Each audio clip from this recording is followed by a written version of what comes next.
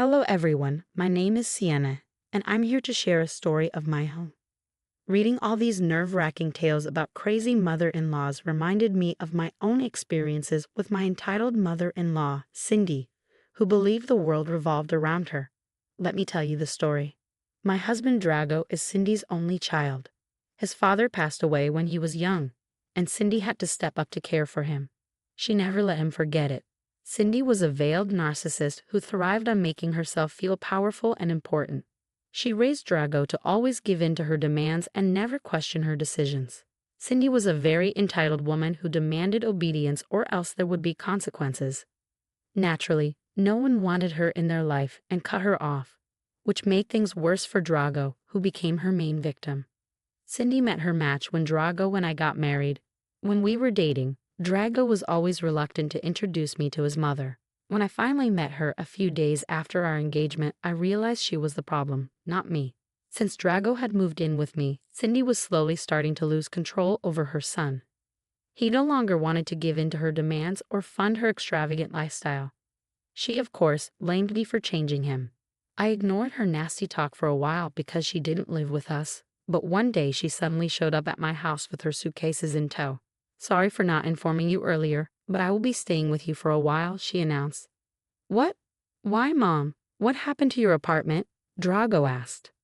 "Well, I got evicted because you don't bother to send me money anymore. I guess this is what you wanted, to see your poor mother homeless. Sienna changed you a lot, you know." "Mom, you were spending money on frivolous things and always kept asking for more. That's not a way to live your life. Don't teach me how to live my life. I raised you, not the other way around. I ran into some financial trouble and got evicted because of you, so you are obligated to house me until I get back on my feet. I will tolerate your stupid wife, but you need to get rid of that nasty dog." I stood open-mouthed while she made her ridiculous demands. The dog she was referring to was my 7-year-old golden retriever, Leo. I was stunned and barely registered when she told Drago that we needed to get rid of my dog for her. Leo was my family, not something I could just throw away. I was ready to shout at Cindy when Drago took me aside and said, "I know you're mad, but let's not turn this into a fight. It's true that I haven't been sending her money whenever she wants, and I feel a little guilty that she lost the house because of me. Can we let her stay for a few months, please? Dro, you know how toxic and manipulative your mother is. None of her financial problems are your fault. You don't need to feel guilty." The audacity of this woman is astounding. She even wants to get rid of Leo. Do you expect me to get rid of Leo? "Sienna, please, you know I would never let that happen. Leo is my family too. I won't throw him out because of my mom. But I can't just throw my mom out either. Please, just a few days. I swear I'll find a way to get her out." Drago's desperation and guilt made me feel bad for him. It was his mom after all, and he wasn't exactly capable of standing up to her yet. He begged me to let Cindy stay, and I reluctantly agreed. Drago told Cindy the good news, but sternly informed her that Leo was not going anywhere. Cindy tried to make a scene, but we both put our foot down. She huffed and puffed but accepted it. All seemed well for a few months, but Cindy had no intention of recovering financially. She refused to look for a job, leached off us, littered the house, never cleaned, and didn't contribute a single penny towards anything. Instead, she regularly asked for money for who knows what. She lived like she owned my place and constantly referred to it as her house. Her attitude towards Leo was also remarkably bad, and we had plenty of screaming matches about it. I was at my wit's end. Just when I thought things couldn't get worse, I had a bad fall, broke my arm, and had a mild concussion. Any guesses as to what happened?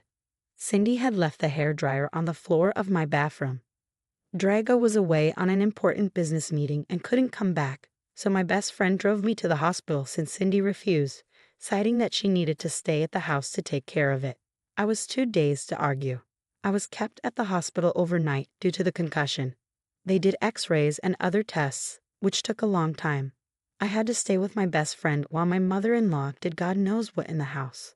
I had a bad feeling about leaving her alone with Leo since she hated him so much, but I wasn't in a condition to do anything until I got discharged. I took an Uber home the next day and hurried to make sure Leo was fed and taken care of. As soon as I walked in, I called out to Leo. I was met with silence. A minute later, I saw Cindy. "Cindy, Where is Leo? I called, but he didn't answer me. Did you look after him and feed him last night? Oh, that filthy animal. I got rid of it. What? It felt like I was struck by a thunderbolt. My insides were screaming and my heart pounded wildly against my rib cage. I couldn't believe what I was hearing. Cindy got rid of my dog. Cindy ignored my shocked face and continued, "Animals can't stay in this house. They don't pay rent, they don't clean up after themselves, and they are useless. They belong on the streets or in a shelter. My home will not have one of those wild and disgusting things around." I was reeling with anger when Cindy spoke like that. I was too stressed about my poor dog to waste my energy shouting at her, so I calmly looked her straight in the eyes and said, "You are right, Cindy. Pets can really be a burden when they don't look after the house or pay rent. It's important for us to recognize when this happens and kick them to the curb immediately. Finally, my wise words have gone through your thick brain. I thought you would never understand. You should always listen to the woman in charge of the house." "I know what's best for my house and family," Cindy replied, looking pleased with herself. "Your words are truly wise, Cindy. Thank you for opening my eyes today. This new perspective will be very helpful for me in the future," I said. Cindy was smug, thinking she had successfully gotten rid of the dirty animal from her home. She believed she could now settle into my house, which she had already started calling hers. She always considered herself the matriarch, no matter whose house she was staying in. I had been putting off confronting her for as long as I could, but this was the last straw. No one messed with me and my family, which included my dog, Leo. I was fuming inside and worried about Leo at the same time, but I kept my face neutral and tried to control my anger. Karma would come for Cindy soon enough, and I would be the one to deliver it. I quickly distracted Cindy and left the house. From what I could tell, Cindy had used my car to drop off Leo at a shelter. I logged onto my car's GPS system to find out where she had gone. I didn't want to ask Cindy directly because she clearly wasn't going to give up the location. She knew I would try to get Leo back, so keeping her in the dark was crucial. I left the house under the guise of getting medicines and called an Uber to the animal shelter where my car's GPS indicated Cindy had gone. I explained the situation to the staff there and gave all the details. Leo was microchipped, so they knew I was the real owner. Thankfully, they understood my situation and let me take Leo after signing some papers. My poor dog was traumatized. He was sitting in the corner of the room, refusing to look at anyone. As soon as he heard me, he leaped from the corner straight into my arms. I won't lie, I cried tears of joy and relief when I held him. At the same time, my rage at Cindy was threatening to overwhelm me. I loaded Leo into my car and went straight home. When I stepped into the house, Cindy took one look at Leo and shrieked. It was a nasty shriek that made Leo bark at her. He wasn't a fan of Cindy anymore. "What the hell, Sienna? What is that filthy animal doing in my house? I didn't get rid of him for you to bring him back. First of all, Cindy, Leo is mine. You had no right to give him away just like that. What happens to Leo is my decision and mine only, so I did what I wanted and brought my dog back." "Absolutely not, Sienna. I always told you that I won't allow a filthy animal to live in my house. They are nasty and don't pay bills." Yeah. I've heard all that before, Cindy. You've told me those things so many times that I know it by heart now. Well then, get rid of the dog. I can't stand looking at him. He's already messing up the carpet with his nasty dog hair. I don't want dog filth in my house. You better drop him off somewhere and start cleaning my house. At this point, my anger was somewhat reduced. I knew that I wouldn't have to put up with Cindy much longer. I had everything set and all the plans made. I was firm in my decision. I calmly looked at Cindy with a small smile and said, "First of all, Cindy, this is my house, not yours. And secondly, you were right. Animals who don't pay bills or clean up after themselves don't deserve to be in my house. Now let's see which animal doesn't pay bills, thinks the house is hers, and doesn't bother cleaning her mess. Oh my God, it's you, Cindy."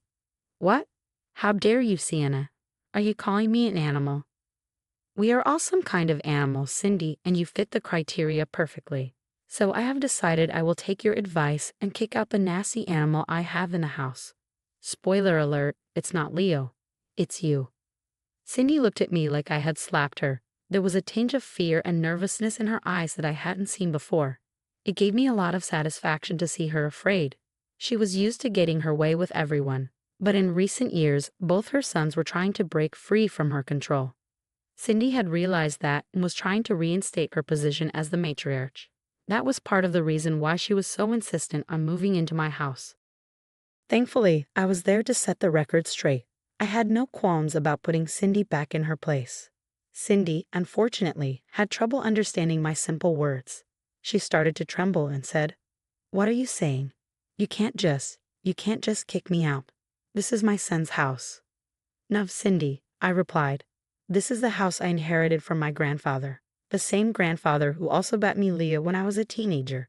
Every little detail just makes it easier for me to kick you out with a clear conscience. I don't care how you got this house. Since you were married to my son, it belongs to him too. And since he is my son, I have a right to be here. You cannot kick me out to house that filthy animal." "Well, I can, and I am kicking you out. You have no right to be here. We housed you because of your poor financial decisions. You were supposed to help yourself recover, not give me extra stress by throwing my dog out. Now I see that you are taking liberties and doing what you want.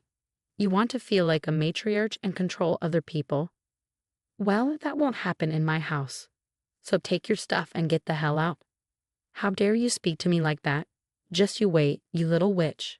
I will call my son and set you straight." "Sure, Cindy, call him and tell him.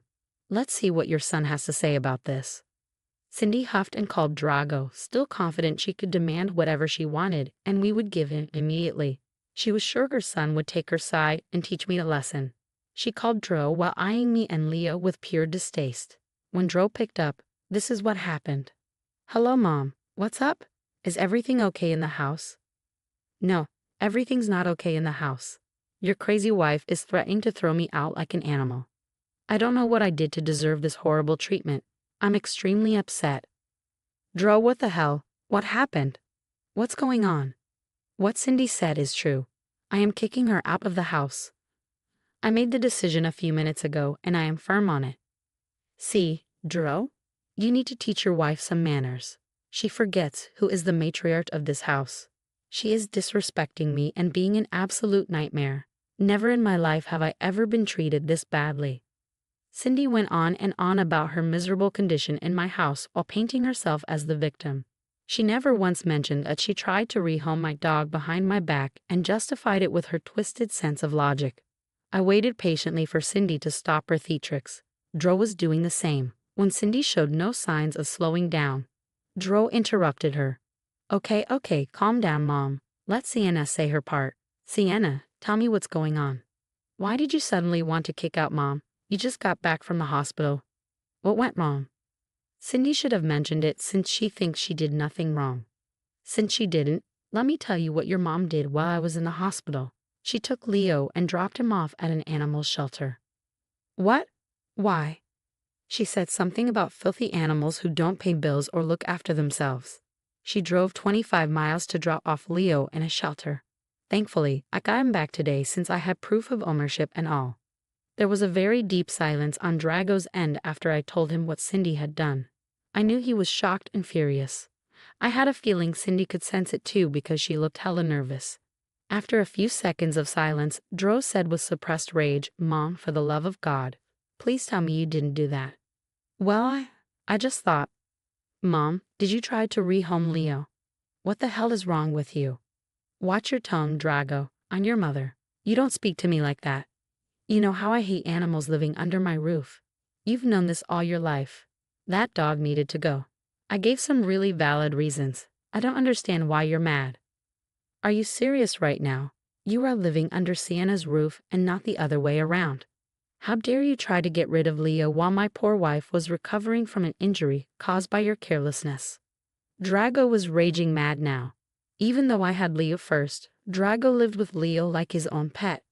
Leo wasn't just a pet, he was family, and you don't mess with Leo and get away with it.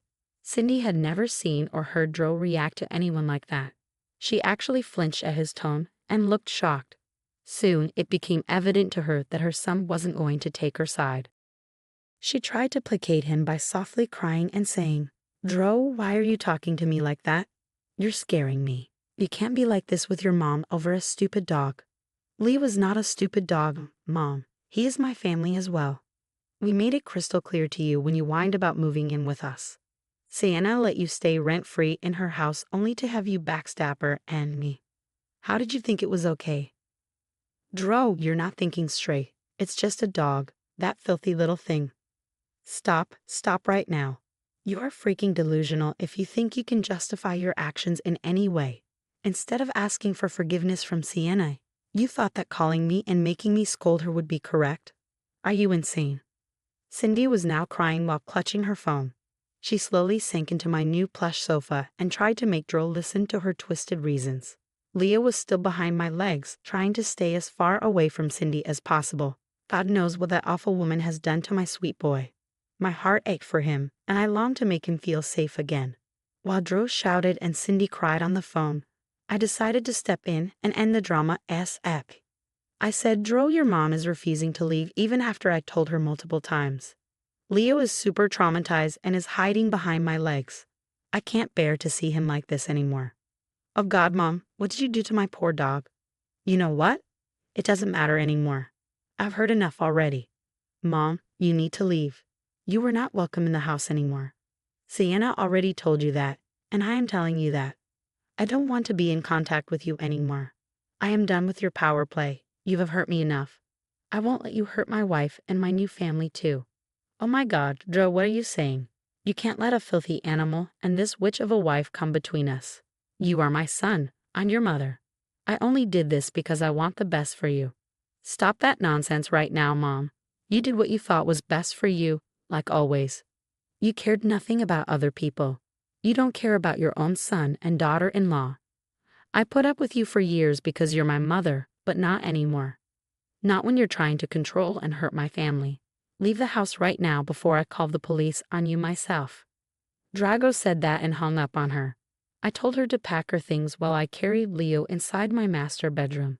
My best friend had also arrived because I had notified her of the situation on my way to pick up Leo. She would stay at the house with me to take care of me and make sure Cindy got the hell away from all of us. She came into the house and kept an eye on Cindy while she packed her stuff. Cindy would have protested or thrown a tantrum if Dro hadn't been so angry. Plus, the fact that my best friend's husband was a cop also made Cindy hurry up and leave before the cops seriously threw her out. She was crying the entire time, and I could hear her from my room. I comforted Leo and waited for my best friend to give me the signal when my horrible mother-in-law was gone. After Cindy left, I got a rather painful call from Drago. I could tell that he was distressed and that he was blaming himself for what happened. He said, I'm so sorry, Sienna. This should never have happened. I should have just listened to you and kept my mom at arm's length. If I had, you wouldn't have been hurt and Leo wouldn't have been traumatized. Dro, don't be so hard on yourself. I knew you had good intentions when you wanted to help out your mom. It's not your fault she refuses to change. But I don't think it will be wise to have her around after this. I for sure would be comfortable. You don't have to worry about that, Sienna. I'm done with Mom and cutting contact with her for good. I will fly back as soon as possible to be with you, and I will get therapy to make sure I have the spine to tell her off when she comes demanding something from us. This will never happen again. You take care of yourself and Leo. Hearing this made my heart swell a little. I was glad that Dro was finally willing to get therapy to deal with his issues with Cindy. I really didn't want to have any connection to her anymore, and it was Drago's job to set those boundaries. I assured Drago that my best friend would stay with me until he got back. He was somewhat relieved and flew back 2 days later. He was super guilty and kept apologizing over and over again. It broke my heart to see my family suffering because of that awful woman Cindy. Karma was still pending for Cindy, of course. As I said, she was broke and didn't have a place to stay. She thought that we would calm down and beg her to come back to live with us. She is a true narcissist, although she is too full of herself to ever seek a diagnosis. Anyway, as a week passed, her cash ran out and it became apparent to her that we weren't going to come get her. That's when she returned to our door, begging and pleading for forgiveness. That was fast, but only because she didn't have any money. No family in their right mind would take Cindy in because everyone knew the level of her entitlement. So she had to come back to us. We refused to even open the door and threatened to call the cops if she stayed for long. She was already blocked from all our phones and social media. The extended family was informed of everything, and everyone took our side because they were not crazy like Cindy.